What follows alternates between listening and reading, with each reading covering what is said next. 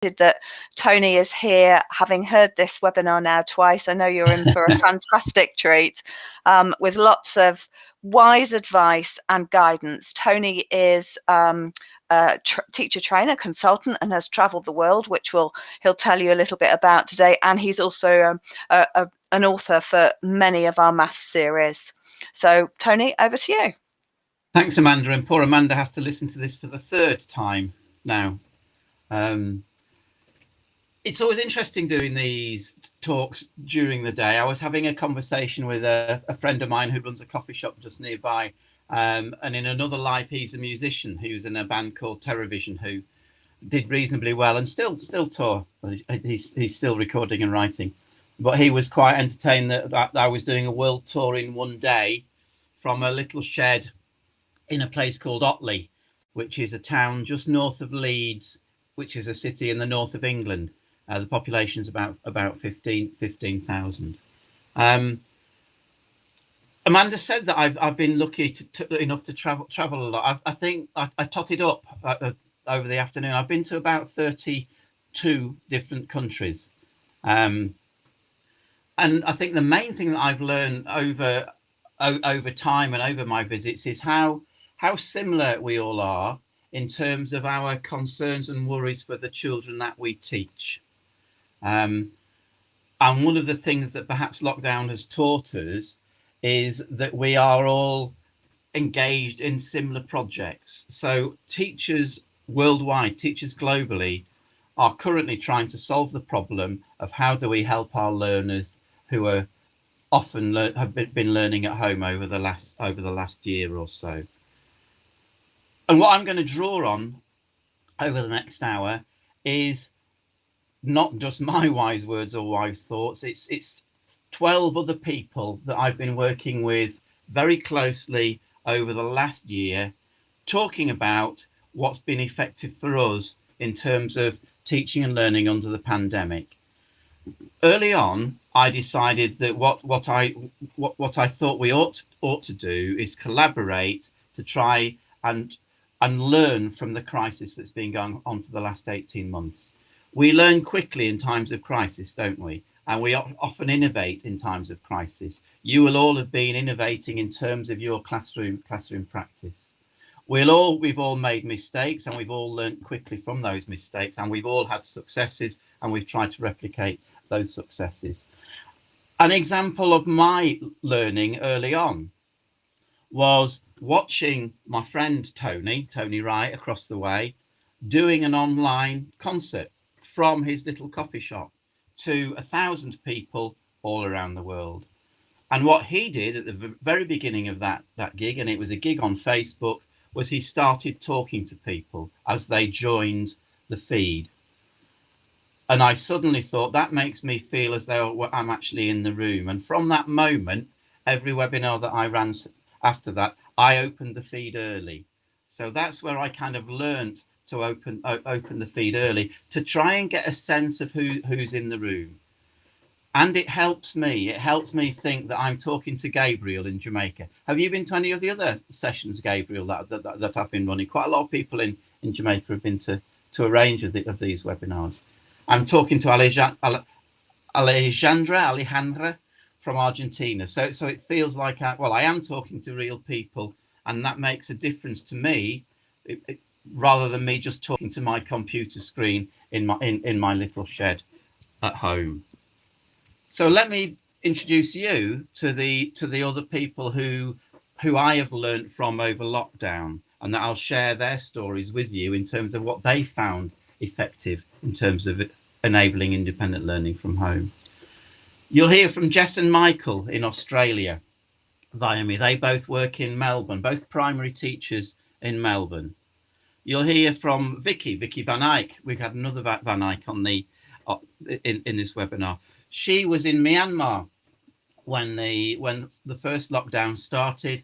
When she could, she left Myanmar because of the political situation, and she's currently in Bangkok. But the stories that she tells are from her in Myanmar. And I think one of the other things that we I maybe forget, but I can also learn from, is that there are people for whom lockdown wasn't the worst thing. So there are people in Myanmar at the moment for whom the political situation currently is probably worse than coping with COVID. I've said in previous webinars that one of the things that the web is allowing me to do is work with children in a refugee camp in Greece to teach them maths and to plan a maths curriculum for them. And I don't think those things would have happened without COVID, because we're now used to being able to work using the net, and we don't have to be in the room in order to be teaching people. So I've introduced you to Jess and Michael from Australia, Vicky, who was in Myanmar. She's joined another colleague called Edward, who heads up an early years setting in Bangkok. Jasmine, I've had lots of conversations with a colleague called Jasmine, who teaches autistic children in Brighton, sometimes at home, sometimes at school, for the last year online. Seb in Ulaanbaatar in Mongolia has been, I've had lots of conversations with Seb. Amanda from Brazil, she started off the lockdown in Brazil, in Sao Paulo, and she's now in Austria. Another of the things that I've noticed over the pandemic and on my travels is how much teachers travel, and how that allows us to share our skills through our movement. And we've already on the chat had people saying, I am currently in Ho Chi Minh City. I'm from the UK. So we're all traveling around. We'll hear from Betty in Nairobi, how she teaches PE virtually in Nairobi. Hubert, who's part of the South African government, was talking about how you might respond at a governmental level. And Louise, who teaches in international school in Spain. So all of the stories that I'll tell you and all of the advice I'll offer has come through conversations with those people, and through my experience with those people. Whenever I'm thinking about planning a webinar, and whenever I'm thinking about education, teaching and learning, I try and imagine a school that would be fit for my grandchildren. So when I was younger, I'm now 62. When I was in my 30s, I was teaching in school, and our children came to the school that we taught in. And we felt that was quite important, because you teach in a different way. If you're teaching your own children, you think about teaching in a different way, because you want to create a school fit for your children. And one of the things that I think to think about when you're planning online learning is thinking, what would I want for my children, or for children that I love? Now in my case, what would I want for my grandchildren? And Felix, who's 8 and in that picture, his teacher, when we went into the first lockdown, his teacher said to me, I just want him to be a little bit more confident in his mathematics. So my background's teaching mathematics, and I was supporting Felix through Zoom mathematics lessons. And I think it worked. I think he did go back to school more confident in the mathematics that he was doing. And his teacher says that she's noticed that he's now learning more quickly.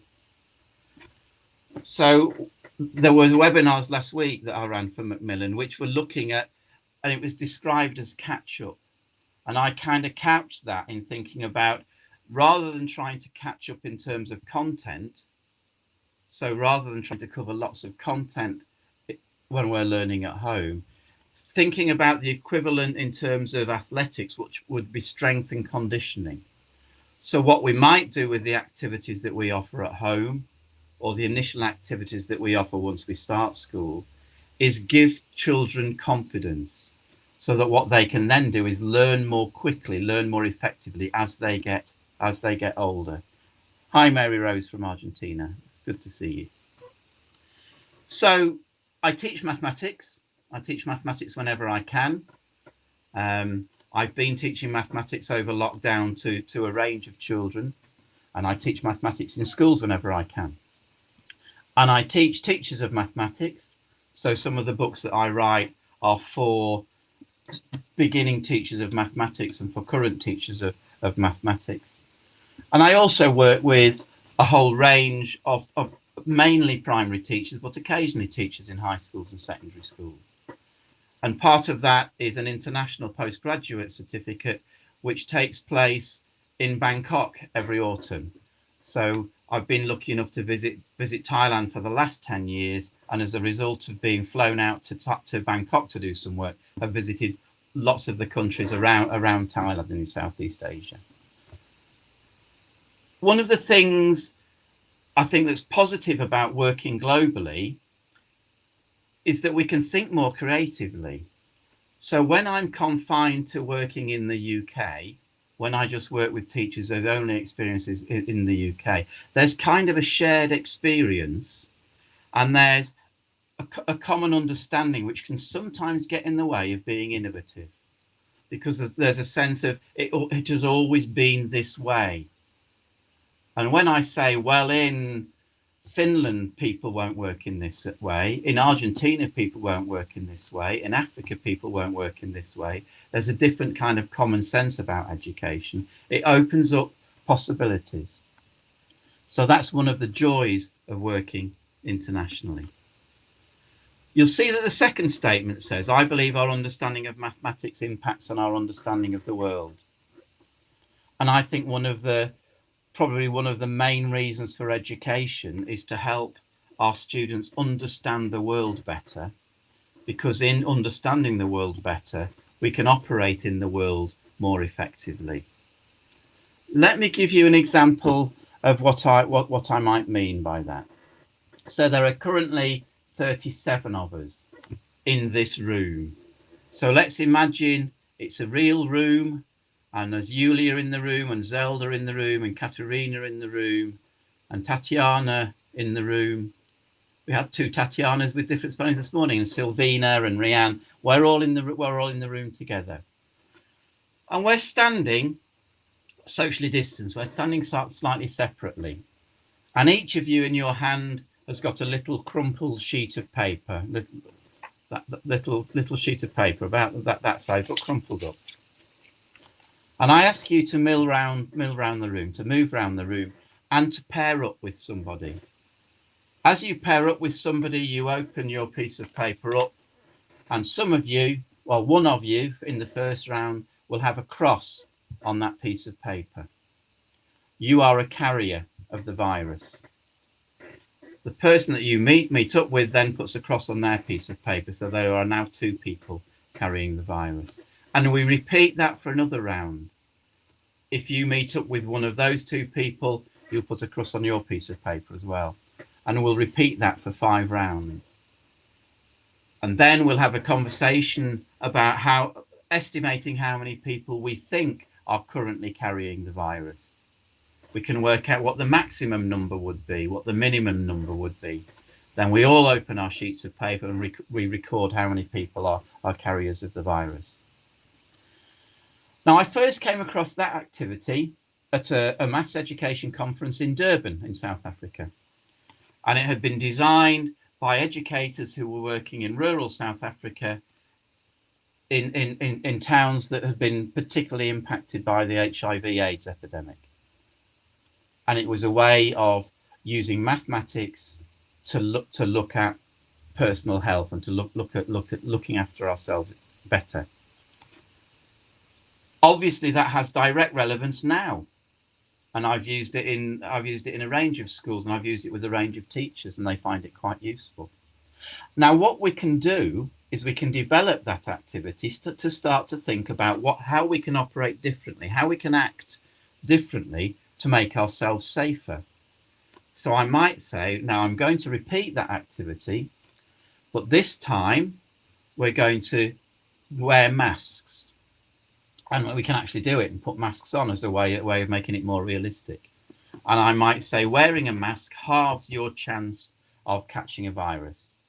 So this time, if you meet up with a person with a cross on the piece of paper, you roll a dice. And if the dice is an even number, you catch the virus. If it's an odd number, you don't catch the virus. And we can compare results. We can take it even further. We could say, okay, now we're going to include social distancing. And wearing a mask and social distancing means there's only a 1 in 10 chance of catching the virus. So this time we will roll a 10-sided dice and only catch the virus if we get a 1. And again, we can compare results.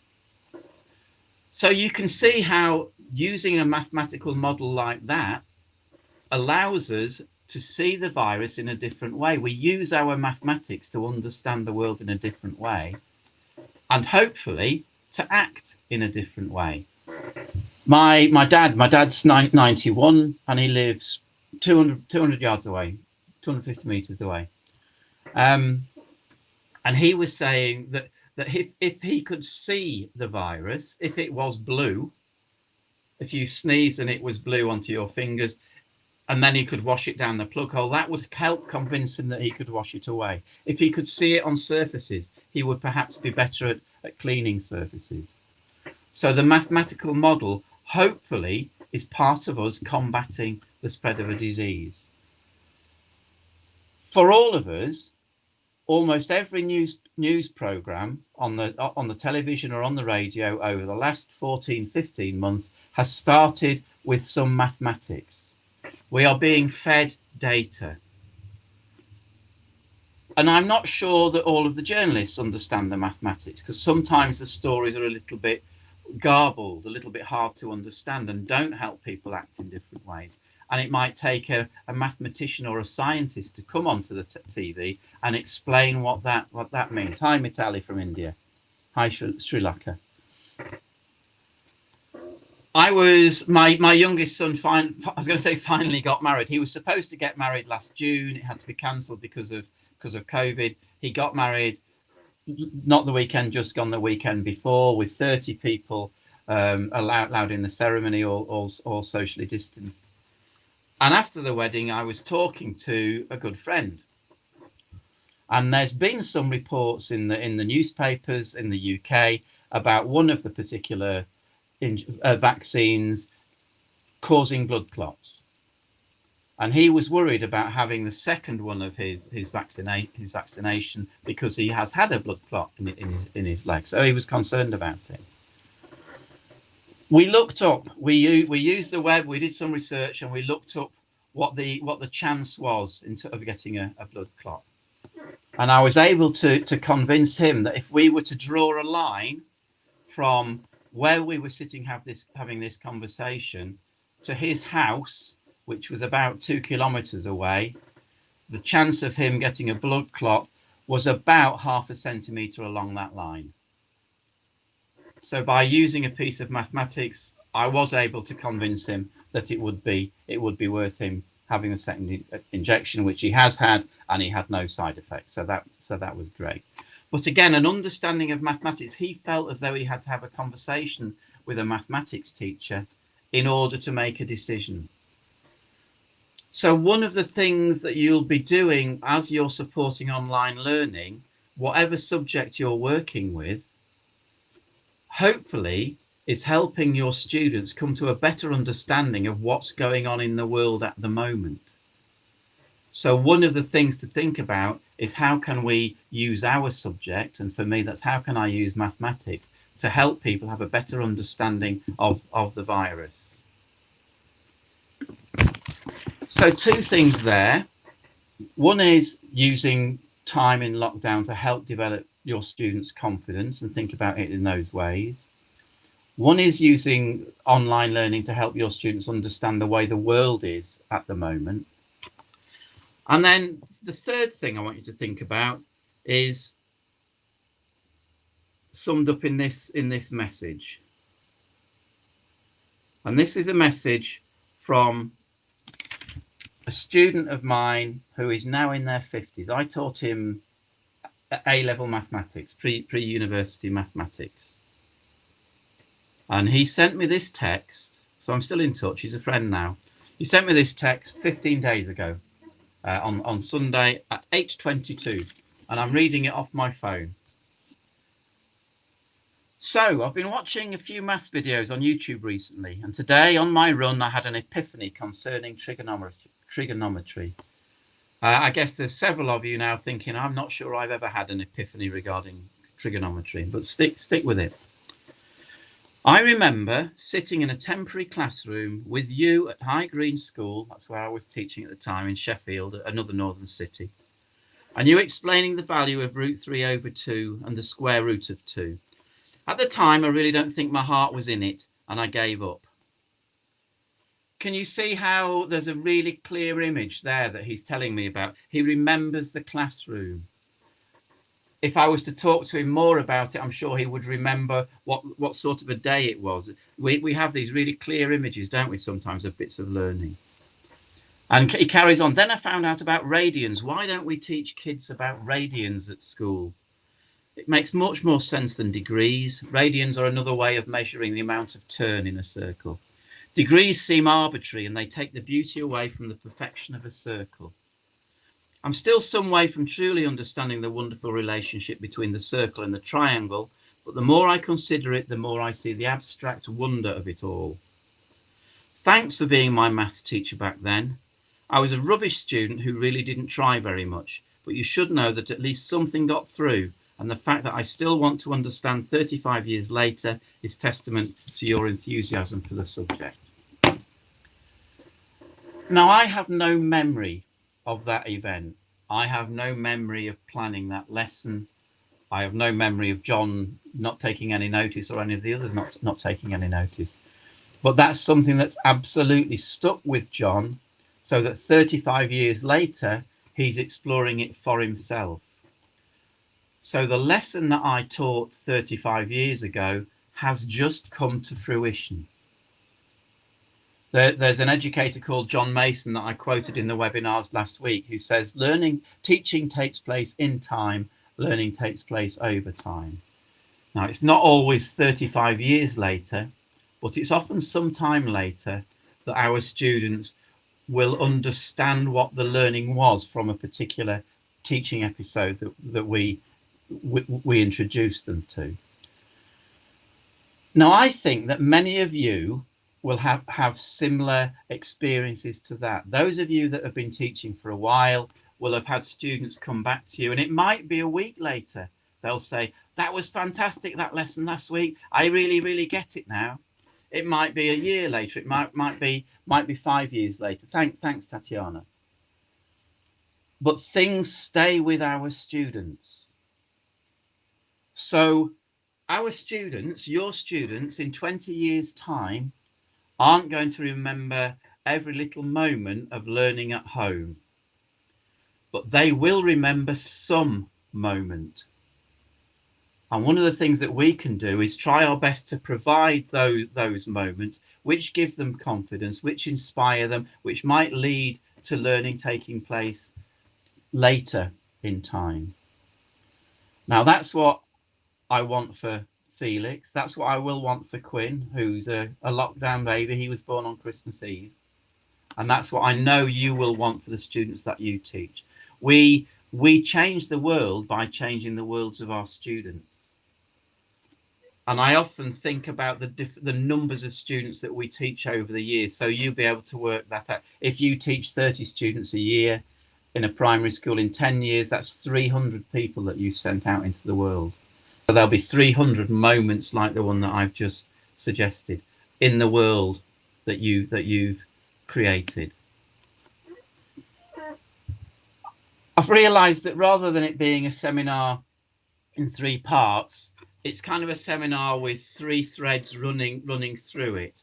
So all of the way through, what I'm thinking about is effective learning at home, is what I've learned from my conversations with other teachers about learning at home throughout the pandemic, and what I've learned from my own practice teaching children at home in the pandemic. Thinking about how we can assess the sort of understanding that's going on while students are learning at home. And I think that's a slightly different form of assessment to giving tests. It's not a summative assessment. It's a kind of constant formative assessment that allows us to understand what it is that our students understand. And then some activities that you might be able to use, I suppose activities and strategies that you might be able to use to support learning at home. And because as I'm a mathematician, there'll be predominantly mathematics when we get to the end of the seminar, but I'm sure you might have websites that you can share to help others. Just to say, you'll notice that I responded to Tatiana's comment in the chat.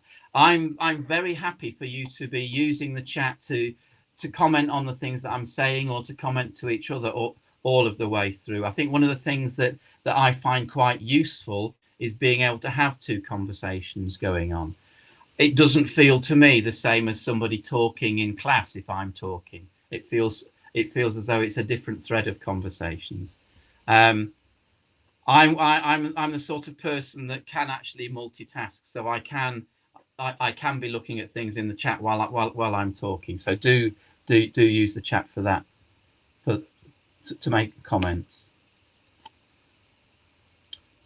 So let's start thinking about what's effective. Thanks, Tatiana. And I suppose by starting to think what wasn't effective at first, every country that those teachers that I introduced you to at the beginning, what every school that they worked in tried to do initially was replicate what had gone on at school. That didn't last very long. So the first online learning day for most people and for most learners was trying to do mathematics for the first hour, then literacy for the second hour, then social studies for the next hour, and literally just replicating the lessons that would have gone on in school. Fairly quickly, everybody realized that wasn't going to be effective. Online learning is different from learning in the classroom. And we realized that what we had to do was think about what are the strengths of the platforms that we're using for online learning, and how can we use those effectively, not how can we use platforms to simply replicate what would go on at school. If you think about it, what we would think it was silly to stick a computer on the teacher's desk or a computer on the whiteboard and just speak to the class from the computer. We would do something different. So it's really important that online learning looks different to learning at school. And I think part of that was by having much shorter periods of teachers introducing activities. So it wouldn't be a full hour's lesson where the teacher introduced something, the children work on an activity, the teacher talks about something else. It might be a very brief introduction, and the children choose some time during the day to work on that activity. Now, the other thing that schools needed to do, and different countries needed to do, was fairly quickly work out which communication networks were most appropriate. Some of you will be lucky enough that most of your students have access to the internet. So Seb, that I talked about in Ulaanbaatar, all of his students had access to the internet, so he could run online sessions using the internet. You'll see the image at the bottom of that slide of people holding up mobile phones.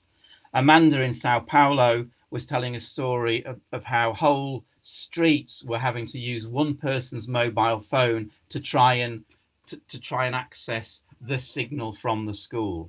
So obviously there were no laptops in that particular street. There was one phone. They had to think very quickly about how they might use something like WhatsApp effectively to be sending either links that people could follow, or fairly short messages that could set up activities.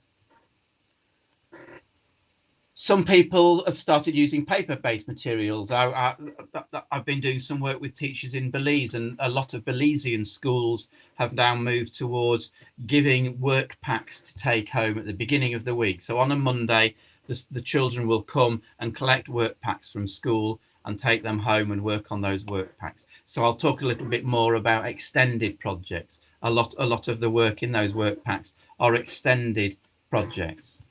That's not an unusual story, Tatiana, that people are having to try and find a signal to do some work, which again is why what we can't do is stay up in the birch tree for the whole day doing the lesson, can we? We need to find where the signal is, be able to download whatever activities, and then go back to home to work on that activity.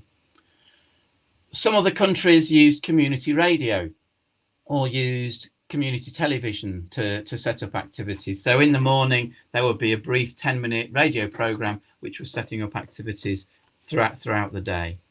So depending where we are, there were different solutions to the problem of accessibility. Schooling has always been inequitable. So it's always been the case that some children in some parts of the world haven't got access to education. You'll know that one of the Millennium Goals was that all children should have access to primary education, and that goal still hasn't been met. Maybe one of the things we can learn from the pandemic is how we can use technology in order to allow more people access to education, because you don't literally have to be in a room to access education. I talked right at the beginning about learning from my friend who's a musician, about opening the chat and getting to know people. And again, I'm feeling as though I'm getting to know you a little bit better. I'm hearing Tatiana's voice as I read her comments in the chat. And it was Jess that in Melbourne who first said that she'd really been struggling to find a way to recreate the learning community that she had with her group of 9-year-olds. She said when they're in school, they collaborate and they work together, and she felt as though their mental health was suffering because they were all isolated in their homes and hadn't got contact with each other. And she discovered that simply by opening the chat 10 minutes early, it allowed the children to be playful. It allowed the children to recreate those moments in the playground. And that meant that they were then more able to access the learning when she settled them down once the lesson had started. And she made the deliberate choice to turn off her camera and her microphone for the first 10 minutes before the lesson started, so that that was the children's time. And she said some of them made arrangements to meet to swap reading books, to swap stories they were reading, or they were collecting football cards. They could swap cards, so they could go and leave a book on each other's doorstep and wave, and that just made them feel connected. I said that I was teaching Felix. I was using Zoom to teach Felix some mathematics in the first lockdown, and fairly quickly, and it was mainly the mums of all of Felix's friends said, could they join? Could their children join the Zoom sessions? And the first time that they did, I did exactly what Jess had said. I opened up the chat 10 minutes early and said, we're not going to start for 10 minutes, but I just wanted to give you time to say hello to each other. And at that stage, they hadn't seen each other for 2 months. So these are children, as with your children, who spend more time with each other probably than not in each other's company. And suddenly in that lockdown, they weren't seeing each other. And they were literally screeching and running around the rooms in their houses because they were seeing their friends for the first time. And it struck me how important that community of learning was. So something that seems unconnected with learning, but you know how important building a learning community in your classroom is, we were able to replicate using, in this case, using Zoom, and that made the learning more effective. So you will be able to find different ways to do that as well, but it's so important that they have time for themselves. One of the things that's important in school is building collaboration. I'm sure one of the things that you're doing with your students when they're in school is getting them collaborating and getting them working together. One of the things that's maybe been difficult in terms of online learning is building collaboration. As I'm going through this, I'm realizing that rather than thinking of the curriculum as content, I'm thinking of the curriculum as aims. So one aim for the curriculum is creating learning communities, which I just talked about before. Another aim for the curriculum might be building collaboration so that people can become collaborators and are effective collaborators. 3 little examples. Seb in Ulaanbaatar is a design technology teacher, a craft teacher. And he moved towards making little videos showing a particular craft, making a particular object, using a particular craft. And he would post those videos in the morning online for the children to access, and he would post them and he would be live talking about it. The children would then carry out that activity at some time during the day, and often the parents, sometimes the elder siblings, would then video the final piece that could be shared at the end of the day. So they were creating videos which could then be used by Seb for assessment. He could look at how effective, what their final pieces were like. The middle picture is Felix again.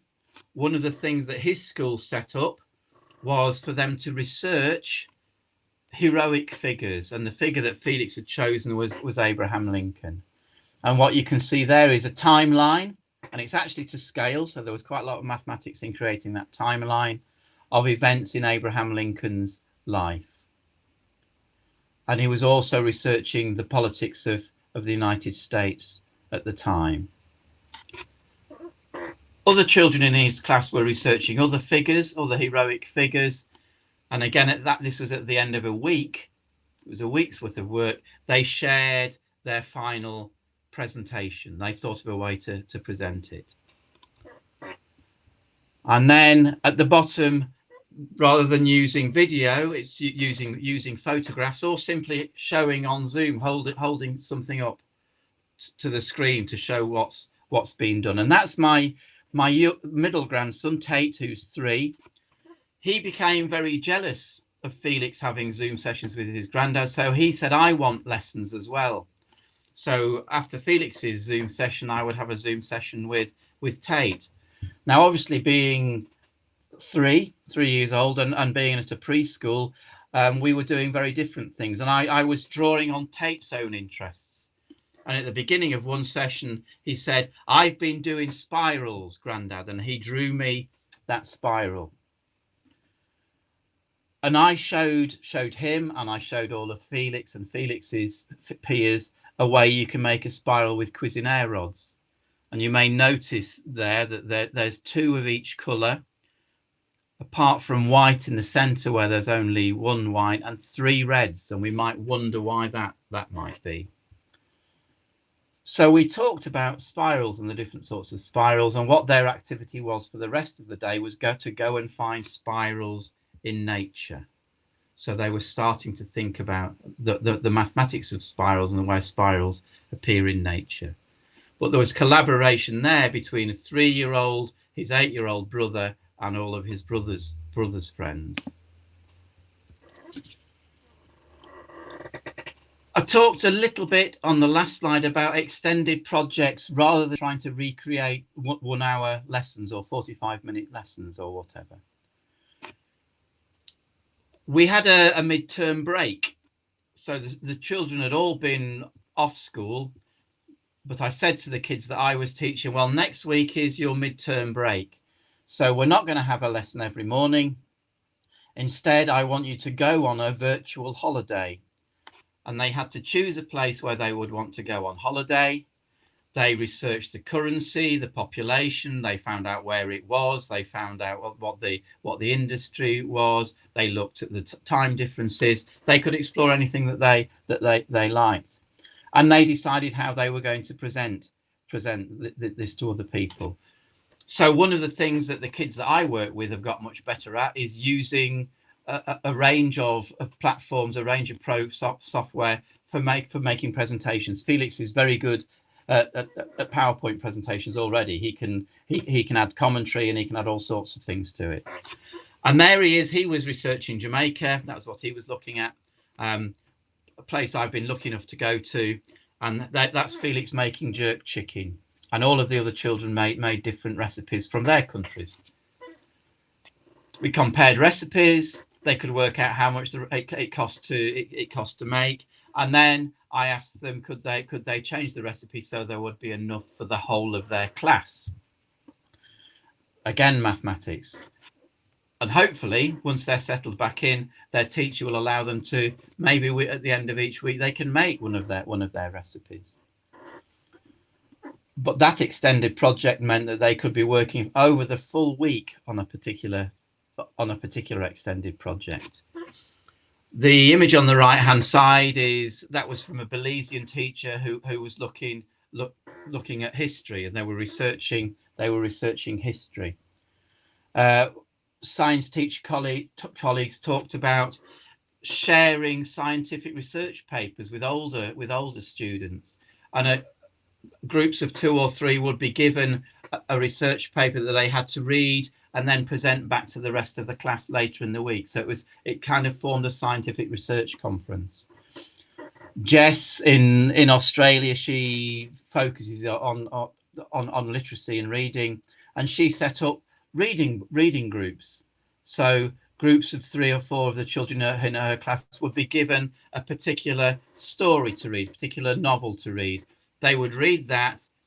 I was going to say together, they would read that separately, but meet in a small group to talk about it. And then they would share that book with everybody else in the class at the end of 2 weeks. So you can see how, in some ways, it's a more adult way of learning. What learning online has allowed us to do is take a more adult view of the learning process. And by doing that, often the students have surprised us in terms of what they can do in terms of their learning.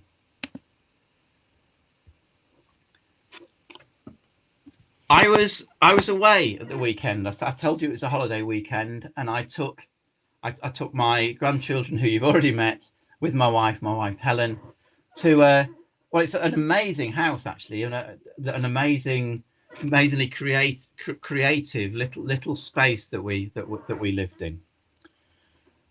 We were playing a game. I was playing a game, and Tate, who's the 3-year-old, is happy with dice, and he's happy knowing what a 5 looks like on a dice and what a 6 looks like on a dice. He doesn't have to count the 5 dots. That's a good thing, because it means that Tate is seeing 5 as 2 + 1 + 2 in that pattern. He sees 6 as a 3 + 3. He also sees 6 as 2 + 2 + 2 in that pattern. It's called subitizing, when you can just see dots and you know how many there are there without having to count. You can see from the pattern how many things there are there. So we've been playing this game, and we went outside, and he looked at the cushions that were on the chairs outside, and he said, "There's 5s as well." And the way that the buttons were on the cushions were exactly the same pattern as on a dice: 2 at the top of the cushion, 1 in the middle of the cushion, and 2 at the bottom. So he'd noticed that was a 5. We then went and we were looking around for plants that were in 5s, or for branches that had for tree branches that had 5 twigs coming off them, or that had 5 leaves in a pattern. So we started looking for 5s, looking for the different patterns that 5 make. And that reminded me that a lot of the teachers that I've talked to have said how useful scavenger hunts are. So one of the ways of encouraging active learning, even though we're learning online, is to have scavenger hunts. So with young children, they can go and find things that are different colors. Go and find me something that's green. Go and find me something that's blue. Go and find me something that's red. I've quite often said, go and find me things that are grouped in 5s or 6s or 7s. It doesn't matter what number it is. I do this with early years teachers when I'm running either online workshops or face-to-face workshops. And I remember one teacher coming back to me. I think we'd been looking for 7s, and they'd found tables outside where the chairs were grouped round in 7s. We were down at a port called Liverpool in England, and they saw that there were 7 boys in the dock. They'd seen 7 windows along the top of a hotel, and so they were looking for 7s. And the teacher the next day came, "I nearly had a crash in my car going home last night, Tony, because I kept seeing 7s." So simply by looking for 7s, again, it had kind of slightly changed her view of the world. She was starting to see the world in a more mathematical way. It gives us an extra language to describe the world. If we become confident in our mathematics, it gives us an extra language to describe the world. If we become confident in our reading, it gives us greater access to the world. If we have a better understanding of history, it gives us better access and understanding of the world. And scavenger hunts are fun, and it means that the kids can run around the house finding things and bringing them back. And we get to hear the language that they're using. And lastly, in this little section, I hope that one of the things that will remain from working under COVID and that will transform the way that we work is that we will work more internationally. It's an incredible honor for me to be able to talk to now over 100 teachers from all around the world in one day about learning, about teaching and learning. It also feels like quite an important responsibility that I need to think quite hard about what I'll share with you. But I hope what that means is that we stay connected globally in terms of thinking about education. So before this year, I tended to go and visit places and run professional development sessions on site. So I might go to the Gulf and do 8 or 9 sessions over a week in different parts of the Gulf. I've been out to Jamaica and ran sessions at the teacher centres in Jamaica. I was due to go to Belize before lockdown and run some workshops around materials that I've written with Macmillan for the new Belize curriculum. They didn't happen. Instead, the workshops were online in Belize. And over half of all of the teachers in Belize came. That wouldn't have been possible if I'd have been in Belize. So even when the workshops were going to be contained within a country, it was still more effective for me to deliver them online. Now, I hope that doesn't mean that I don't get to visit anywhere, because there's something different happens when you actually visit a place, but it does suggest that we can remain connected. The last visit I had before lockdown was to Jaipur, and you'll see there the Jantar Mantar, which is it's an astronomical site in terms of stargazing, a historical site. And what you're seeing there is a sundial. It's the largest and oldest. It's the largest sundial in the world, not the oldest. That wouldn't be true. But it's the largest, and you can see the steps that are leading up, and you can see the shadow being cast on the semicircular structure. And if you were to go close to that structure, that would tell you what the time was. And we can recreate sundials back at home. And you'll see there a class in Jaipur that I've managed to remain in touch with through working virtually. And it is my intention to carry on being connected with the people that I've worked with. Just one slide to think about learning journals and how important I think learning journals are. Most of this talk, most of this webinar, in a way, is extracts from my learning journal over the last 18 months. It's things that I've noticed from conversations with people about their teaching, and things that I've noticed in my own teaching that I've written down and I'm now sharing with you. So I would really encourage you to encourage your students to keep a learning journal. And what that is that at the end of every day, spending 5 or 10 minutes writing in a journal, and you'll probably want to give sentence starters or give ideas about what they might want to write about. Write about what can you remember that you've learned during the day. Whenever I run face-to-face sessions, whenever I run sessions and have a little bit more time than we have today, the last activity is always people telling me one thing that they remember from the session, because that tells me what's going to stay with people. So ask your students, write down one thing that you've learned today that's going to stay with you. Tell me what you've enjoyed during the day, both in terms of content and in terms of ways of working. Tell me what you found challenging. Write down what you found challenging, and tell me what you want to learn more about. Tell me something that's been surprising that you found out today. From reading their journals, or from the students reading their journals back to you, you will find out what's been going on in their heads. And that's what assessment is, isn't it? It's understanding what's in your students' heads. And a really good way to support your students in developing learning journals and becoming skilled at writing journals is for you to keep one. So again, I would encourage you to keep a learning journal so that you can share that with your students. The other thing that writing things down does is it reminds you of actually the distance that you've traveled. It's very easy as a teacher to feel as though nothing's changing, as though we're just doing the same things again and again. If we write things down in a journal, we suddenly realize how much we are learning and how differently we are now operating to the way that we were operating a year ago because of our learning. Now, just briefly, I'll share with you 4 websites that I think are useful for finding mathematics activities, and 4 websites that I've used to find activities for the children that I've supported. So the first one is a website called Enrich, and this is a website from the University of Cambridge, from Cambridge University in the UK. I use this quite a lot.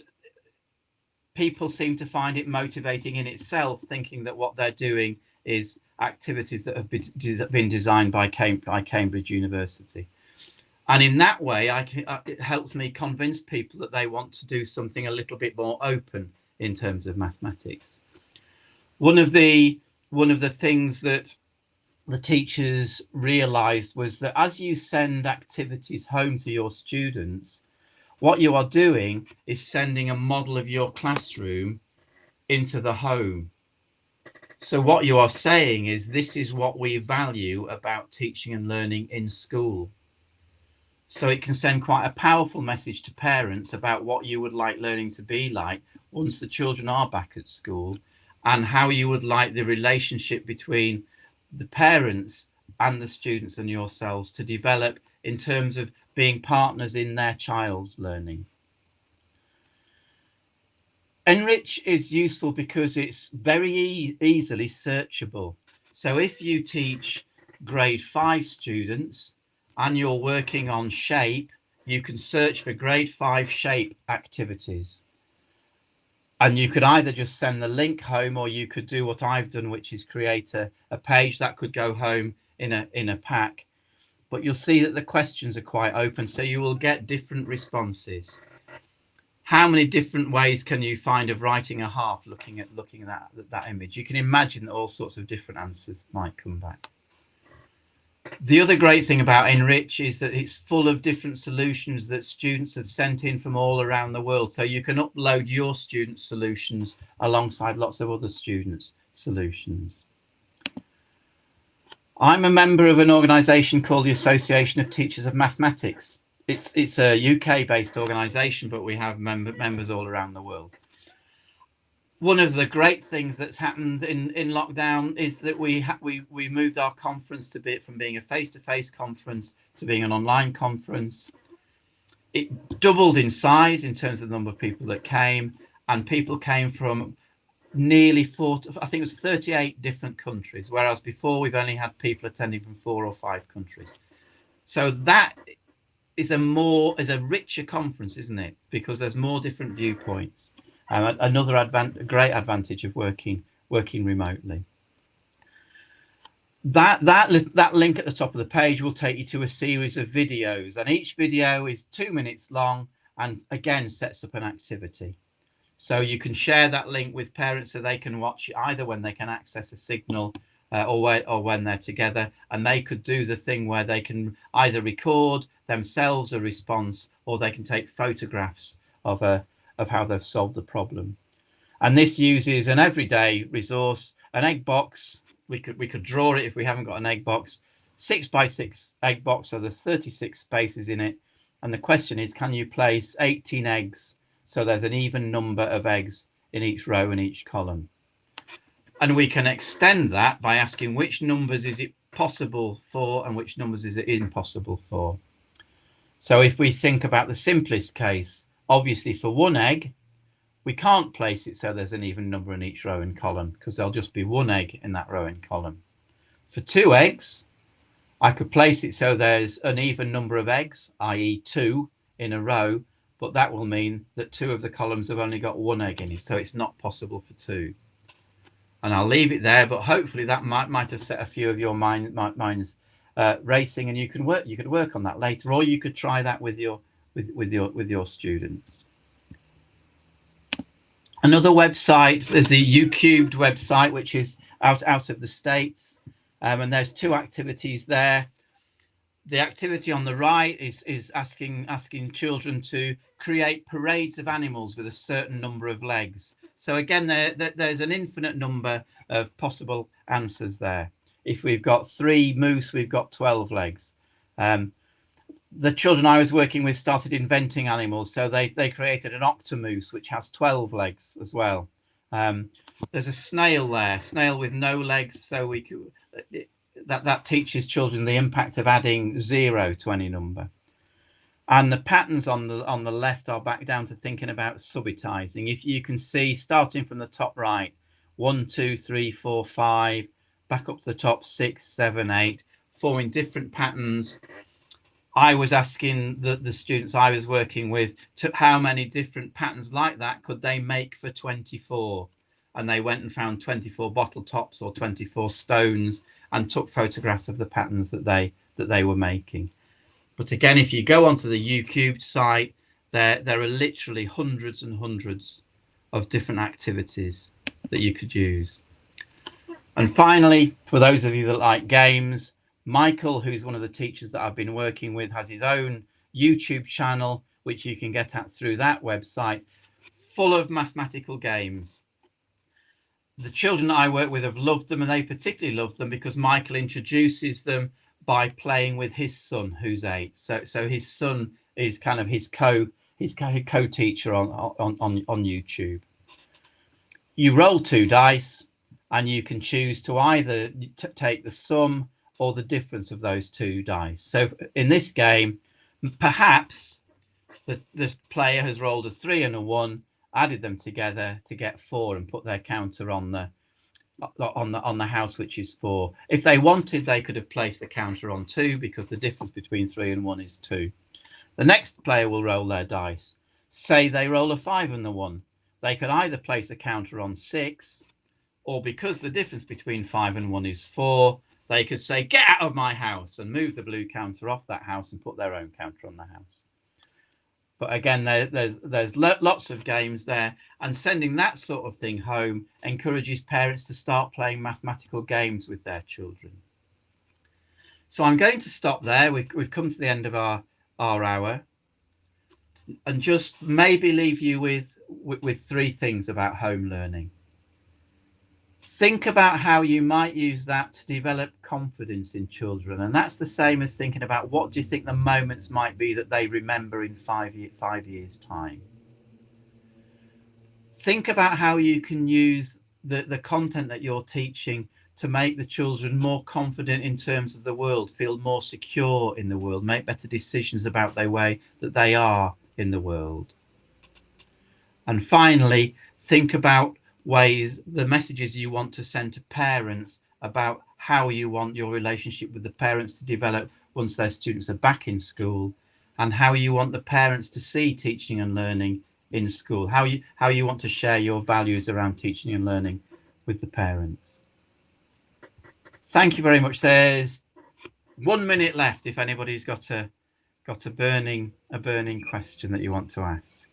Thanks, Tatiana. That makes you don't know how much of a difference it makes having somebody conversing. It makes it feel feel real. Thanks, Ekaterina. I'll take a slurp of water now. Thank you all very much indeed for joining us today. A certificate will come out to you at the end of this event, and Tony's presentation plus a recording will be sent to you by the end of this week. I'd like to thank Tony very much indeed for giving up your bank holiday here in the UK to supporting all 3 webinars today. I found them all absolutely fascinating, and it was not a problem listening to them 3 times. There's something new in every single one. So good. Thank you all very much. Thank you, everyone. Enjoy the rest of your day. Bye-bye, everybody. That's a nice one. Thanks very much. Bye-bye.